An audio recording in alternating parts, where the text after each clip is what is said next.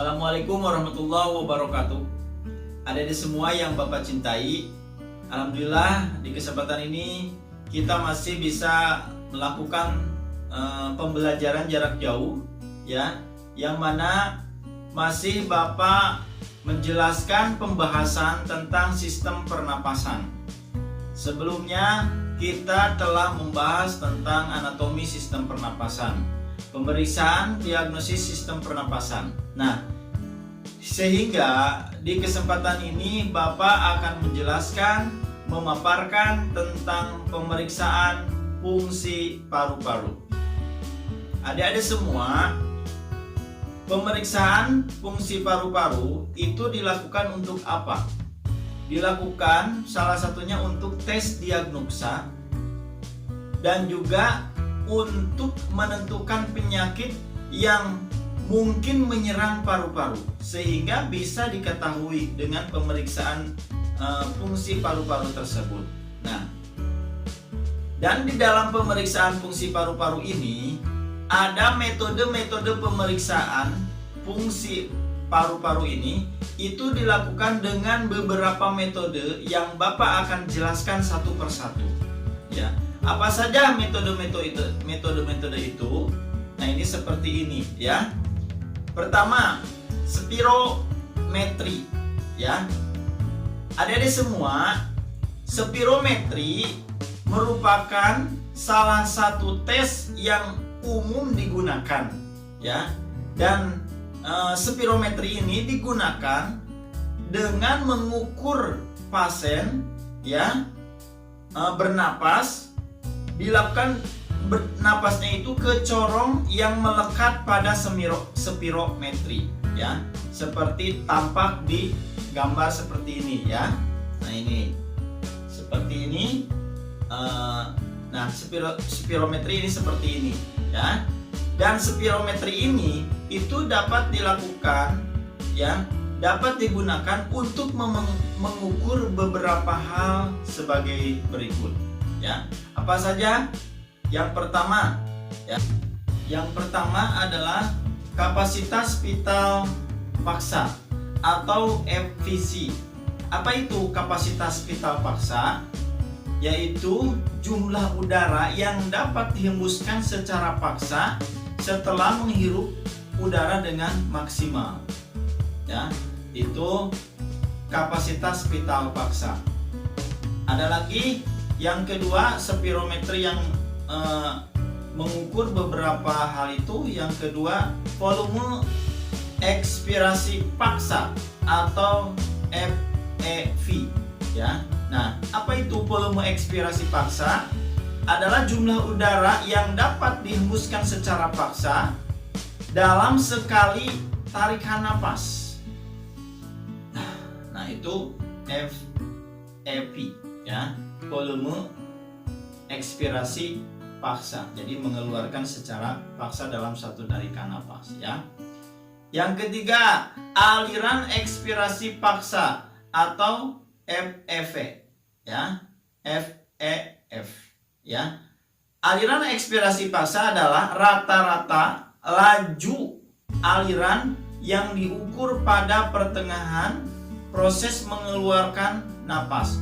Biasanya itu ada pada 25% dan pada 75% sisa napasnya, ya. Nah, itu aliran ekspirasi paksa, ya. Selanjutnya ada tingkat puncak aliran ekspirasi atau PER, ya. Apa tingkat puncak aliran ekspirasi itu? Adalah volume maksimal udara yang dihembuskan, ya.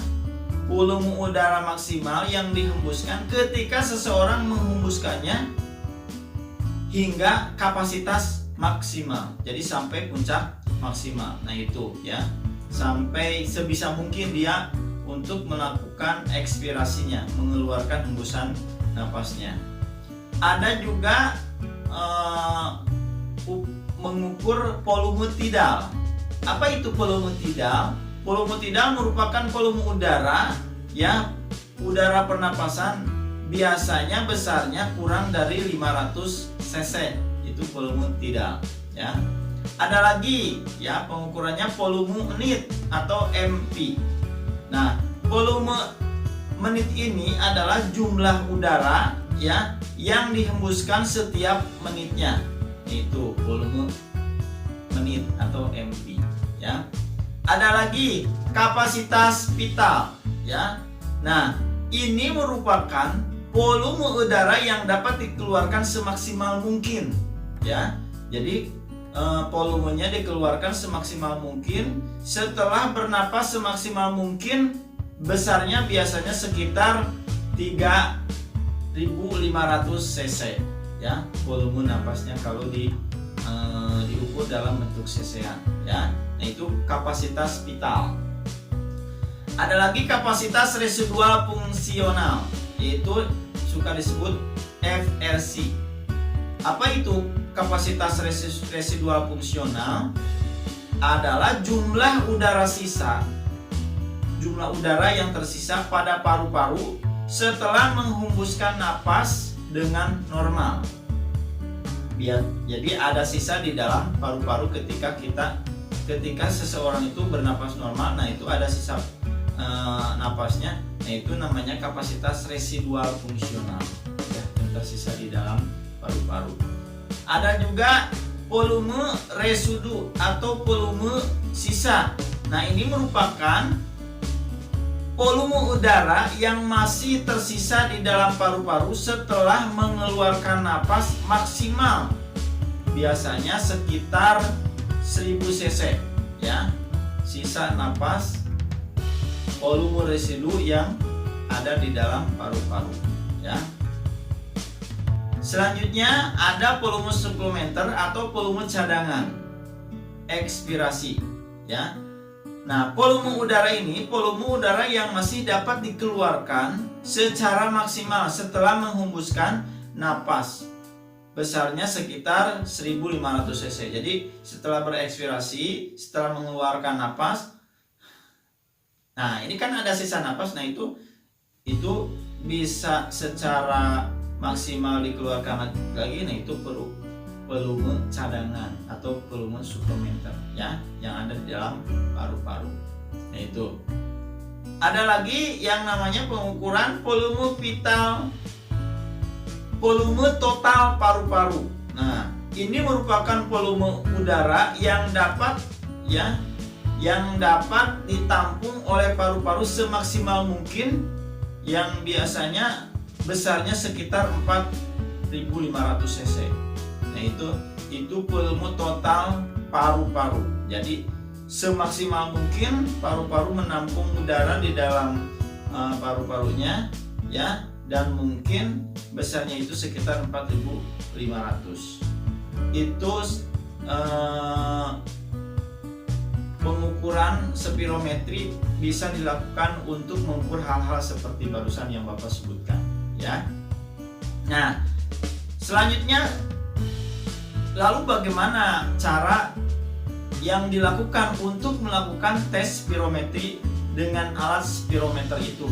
Nah, cara-caranya yang pertama, pemeriksa mengukur berat badan dan tinggi badan pasiennya dulu ya. Jadi pemeriksa mengukur berat badan dan tinggi badan pasiennya. Yang kedua, pemeriksa membimbing pasien untuk melakukan tes spirometri ya, dengan menarik napas dalam-dalam dengan posisi sungkup mulut terpasang pada mulut. Jadi si alatnya itu, sungkupnya itu terpasang pada mulut posisinya ya. Itu yang kedua ya. Yang ketiga, setelah penuh ya, setelah penuh tutup mulut pasien, kemudian hembuskan napas sekecang-kecangnya ya, dan semaksimal mungkin sehingga udara dalam paru-paru keluar sepenuhnya ya. Jadi diinstruksikan si pasiennya supaya mengeluarkan udara, menghembuskan udara semaksimal mungkin. Nah, itu untuk mengetahui mengukur spirometri yang dilakukan dengan spirometer ya, untuk mengetahui fungsi paru-paru. Apakah ada kendala kelainan yang terjadi di dalam paru-paru? Itu namanya spirometri. Ya. Tadi spirometri. Yang kedua, ya, ada tes difusi gas. Ya. Tes difusi gas ini untuk apa dilakukan? Nah, ini tes ini digunakan untuk mengukur jumlah gas yang berada, ya, termasuk oksigen, ya, yang melewati organ-organ napas seperti alveoli, ya, atau kantung udara, ya. Jadi setiap menitnya itu dapat diketahui. Nah, itu tes difusi gas, ya. Ada tes plethysmography tubuh. Nah, tes plethysmography tubuh ini merupakan suatu tes yang digunakan untuk mengukur kapasitas paru-paru total, ya, dan volume residu, baik sebagai pemeriksaan mandiri maupun untuk memberikan informasi tambahan untuk spirometri. Nah, itu plethysmography tubuh. Yang selanjutnya, ya, pemeriksaan fungsi paru-paru bisa dengan tantangan pernapasan. Nah, tantangan pernapasan ini merupakan tes yang dilakukan untuk mengukur saluran udara untuk merespon alergen tertentu, ya. Apakah alergi atau tidak? Ya, ketika ada alergi biasanya ada refleks batuk, ya. Nah, tes tantangan pernapasan ini dilakukan dengan meminta pasien untuk bernapas secara bertahap dengan meningkatkan jumlah zat-zat tertentu, ya. Nah, itu tantangan pernapasan, ya. Selanjutnya ada tes latihan tekanan. Nah, tes latihan tekanan ini dilakukan untuk mengetahui efek yang dihasilkan, ya, untuk mengetahui efek yang dihasilkan dari latihan paru-paru, ya. Dan tes ini didahului dan diikuti oleh spirometri dulu, ya. Itu namanya tes latihan tekanan. Selanjutnya ada tes pencucian napas.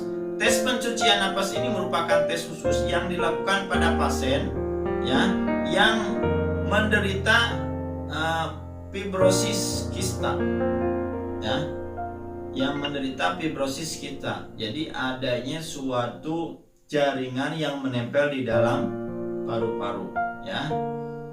Selama prosedur pemeriksaan pasien, ya, si pasien itu diminta untuk menghirup udara yang mengandung gas, ya, yang digunakan, yang mana diikuti oleh udara biasa, ya.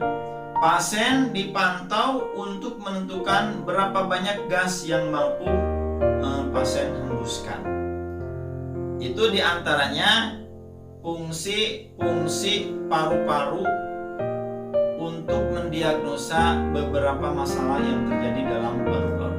Nah, ini cuma tambahan saja, ya, tambahan untuk mengetahui kelainan-kelainan yang terjadi dalam paru-paru, sehingga dilakukan beberapa hal untuk mengukur kondisi paru-paru dengan yang barusan Bapak jelaskan dan paparkan ini. Itu saja, mudah-mudahan bisa dipahami, bisa dimengerti di bab saluran pernapasan ini, sistem pernapasan ini.